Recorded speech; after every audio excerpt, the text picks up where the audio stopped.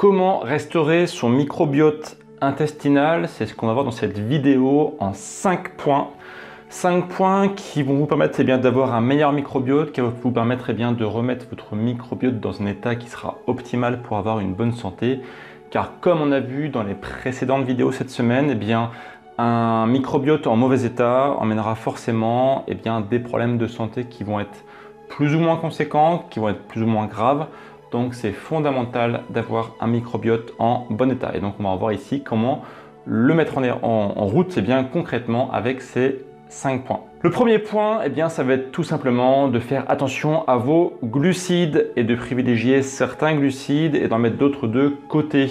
Les bons glucides, ça va être ceux qui vont être d'origine végétale ou comme les légumes, les fruits, et notamment, comme on a vu sur une précédente vidéo, de les prendre crus, notamment ceux qui sont riches en fibres. Car vous savez que maintenant, ce sont les fibres qui sont en fait une des meilleures sources de prébiotiques, donc autrement dit, la nourriture pour les bonnes bactéries. Et donc, vous devez privilégier les bons légumes, les bons fruits. Et inversement, vous devez absolument minimiser, voire supprimer de votre alimentation les sucres qui alimentent les mauvaises bactéries, comme les sucres industriels, les sucres raffinés. Donc les meilleures sources de sucre pour votre alimentation, ça va être ceux d'origine végétale, naturelle, comme les fruits et les légumes, et tout ce qui est d'origine industrielle, on met ça de côté. Le point numéro 2, ça va être de privilégier dans votre alimentation les légumes lacto-fermentés. Alors qu'est-ce que les légumes lacto-fermentés? Comme son nom l'indique, ce sont des compositions qui sont souvent riches en végétaux et qui ont fermenté. La fermentation étant le fait de favoriser le développement bactérien. Alors là, ça va être un bon développement bactérien puisqu'en fait, les préparations lacto-fermentées sont à la fois riches en prébiotiques et en probiotiques. Donc autrement dit, vous allez avoir une sorte de soupe qui va contenir toute la nourriture nécessaire pour les bonnes bactéries. Et vous allez aussi avoir les bonnes bactéries. Donc l'avantage de consommer des compositions lacto-fermentées, des végétaux lacto-fermentés, c'est que vous allez donner en fait à votre intestin tout ce qu'il faut pour le remettre sur les rails, pour qu'il soit en bon état, grâce à des nouvelles bactéries qui vont donc venir repeupler votre population bactérienne. Et vous allez aussi donner à manger grâce aux prébiotiques. Alors quelques exemples de végétaux lacto-fermentés. Un des plus connus, c'est la choucroute. La choucroute est extrêmement riche en prébiotiques et en probiotiques. Donc la choucroute alsacienne notamment, que vous connaissez bien. Donc voilà, vous pouvez en mettre par exemple dans vos préparations, en consommer comme légumes. Bien sûr, le but c'est pas manger de la choucroute tous les jours, mais plutôt la choucroute. Plutôt la choucroute au sens pas plat, mais le végétal. Donc par exemple, vous pouvez en mettre dans vos préparations, manger avec une bonne viande de qualité, avec un poisson, avec pas mal de plats qui peuvent être faits avec des choucroutes. Donc regardez sur Google, tapez par exemple exemple de menu avec choucroute, vous trouvez plein d'exemples.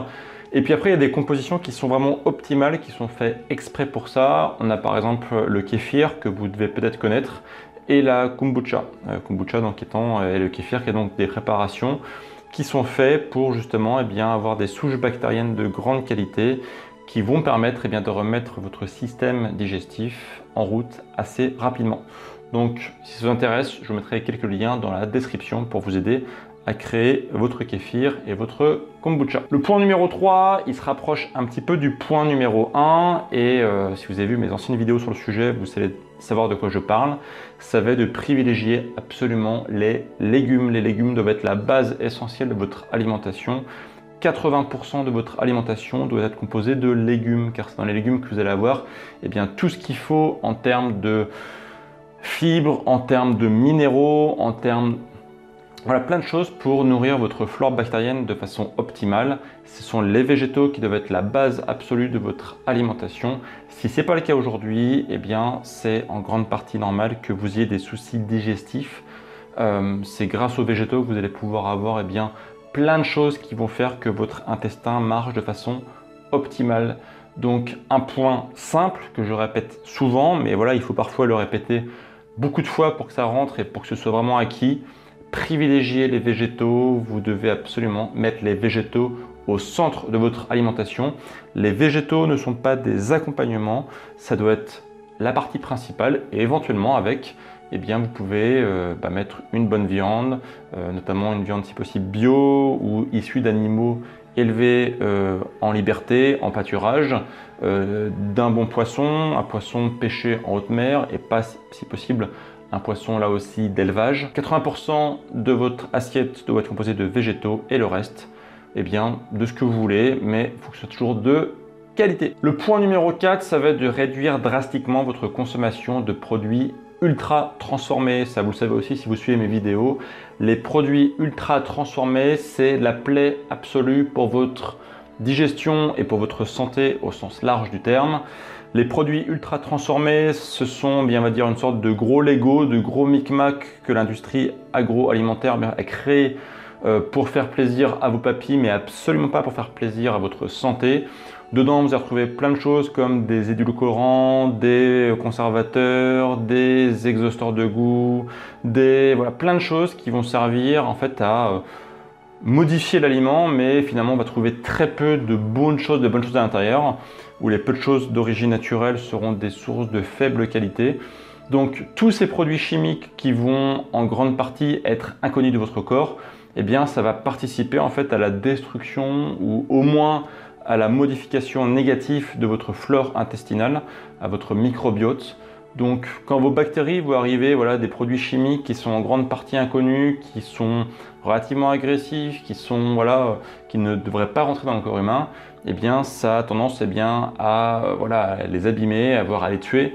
Donc derrière, eh bien, ça va provoquer pas mal de soucis de santé. Bien sûr, je ne parle pas ici de tous les problèmes qui sont annexes. Cette vidéo se focalise sur la partie microbiote, mais vous savez à quel point les produits ultra transformés sont une véritable plaie pour votre santé. Donc on les oublie absolument ou on les conserve pour les grandes occasions, pour certains repas festifs, amicaux, etc. Si vous consommez 1 ou 2 repas qui contiennent des produits ultra transformés par semaine, ça ne pose aucun souci, mais si c'est la base de votre alimentation, eh bien oui, c'est normal d'avoir des soucis de santé, donc je vous encourage absolument à revoir tout ça et à inverser la tendance. Et le dernier point, le point numéro 5, eh bien c'est qu'au-delà des produits ultra transformés, il y a d'autres aliments qui sont nocifs pour votre flore intestinale et pour votre intestin d'ailleurs au sens large aussi du terme, mais ici ça va être particulièrement pour la partie flore intestinale. Et donc ces aliments, vous devez en partie les connaître si vous suivez mes vidéos, mais ce sera pas mal de les rappeler ici, un petit rappel ça fait pas de mal. Et bien on va voir tous les produits laitiers de vache, en particulier les produits bovins qui sont pas bons pour tout ce qui est microbiote, les produits qui vont être riches en gluten, donc ça inclut les céréales comme le blé, l'avoine, etc., etc. Les céréales, donc au sens large du terme, haut indice glycémique, pas forcément des bonnes choses à l'intérieur ou très pauvres comparativement aux légumes. Vous pouvez à l'arrière consommer du riz basmati, du quinoa, du sarrasin qui ne sont pas des céréales en tant que telles mais plutôt des pseudo-céréales. Les huiles raffinées sont aussi à éviter fortement comme les huiles riches en oméga 6, les huiles raffinées comme les huiles de tournesol par exemple sont mauvaises pour la santé. Consommez plutôt des huiles comme l'huile d'olive, l'huile de noix de coco ou l'huile de colza. Tous les produits qui contiennent énormément de sucre en version liquide sont aussi à éjecter de votre alimentation comme les sodas ou les jus de fruits. Et puis 2 points importants, les antibiotiques, si vous en consommez régulièrement, hors préconisation médicale bien sûr, j'entends ici hors de ce que préconise votre médecin, eh bien je vous déconseille d'en consommer en mode automédication. Les antibiotiques par définition sont là pour tuer les bactéries et dans la très grande majorité des cas, en fait, ça tue toutes les bactéries, donc y compris les bonnes bactéries de votre microbiote. Donc si vous n'avez pas de traitement médical précis que vous donne votre médecin actuellement, évitez absolument de consommer des antibiotiques. C'est un ennemi juré de votre microbiote. Et puis un dernier point aussi, c'est d'éviter absolument la surhygiène. Je vais en reparler prochainement sur cette chaîne YouTube. La surhygiène, c'est le fait de vouloir tout nettoyer, que tout soit nickel, tout soit parfait, qu'il n'y a rien de sale. Et en fait, ça aussi, c'est une mauvaise chose parce que, plus vous allez consommer des aliments qui ne sont pas forcément parfaits, plus ça va obliger votre flore intestinale à se développer. Ça va aussi aider votre système immunitaire. Donc, par exemple, on prouve que les gens qui vivent à la campagne, sur des environnements où ils fréquentent beaucoup les animaux, où il n'y a pas forcément une hygiène qui est la même que dans une grande ville, par exemple, où tout est absolument nickel, ou des niveaux extrêmes d'hygiène, etc. Eh bien, voilà, il y a des différences à ce niveau-là. Donc, on montre que les gens sont en meilleure santé aussi à ce niveau-là et qui ont aussi un microbiote beaucoup plus développé grâce, on va dire, au fait d'éviter la surhygiène. Donc, je ne vous dis pas forcément de ne pas vous laver, de manger tout ce qui est sale, etc. Je dis juste d'éviter de surlaver tout. Donc par exemple, voilà, je sais pas, si vous avez un morceau de tomate qui tombe par terre, est-ce que vous êtes forcément obligé de le passer sous l'eau pendant une demi-heure pour qu'il soit absolument nickel? Vous pouvez le manger comme ça. Voilà, vous avez tout ce qu'il faut pour vous protéger contre les agressions. Vous avez un système immunitaire qui va être là pour vous protéger. Vous avez aussi tout ce qu'il faut pour que votre microbiote du coup ait des nouvelles bactéries qui arrivent, etc. Donc ça va clairement participer à la création d'une bonne flore intestinale.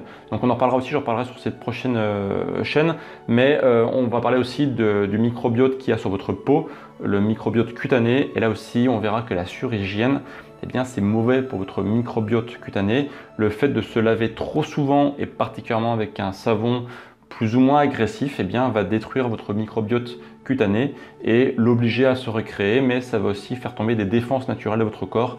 Donc c'est pas forcément bon d'avoir une surhygiène. Donc voilà, c'est ce que je voulais partager avec vous aujourd'hui sur comment enrichir, comment remettre en route un microbiote qui serait défectueux. Et si vous souhaitez aller plus loin, on a sorti avec Bimove un nouveau protocole qui s'appelle le protocole Restaurer son intestin, qui est un protocole complet. On vous aide en détail à remettre votre microbiote et votre intestin en route, à le soigner contre toutes les pathologies qui peuvent aujourd'hui agresser, qui peuvent être là, qu'on a en fait à cause de tout ce qui se passe autour de nous, le stress, la mauvaise alimentation, etc. etc. Et on vous aide du coup à remettre tout ça à plat, à avoir une vraie méthode. On vous prend par la main de A à Z et on vous explique tout ça en détail. C'est le premier lien juste en dessous de cette vidéo si vous souhaitez en savoir plus et rejoindre les personnes qui actuellement suivent ce programme de façon motivée et motivante. Voilà, moi je retrouve donc du coup juste derrière. Et sinon, je vous dis à demain pour une prochaine vidéo où on va continuer à parler du microbiote et de l'intestin pour être en super santé. Voilà, je vous dis à demain et d'ici là bien sûr, prenez soin de vous. Ciao!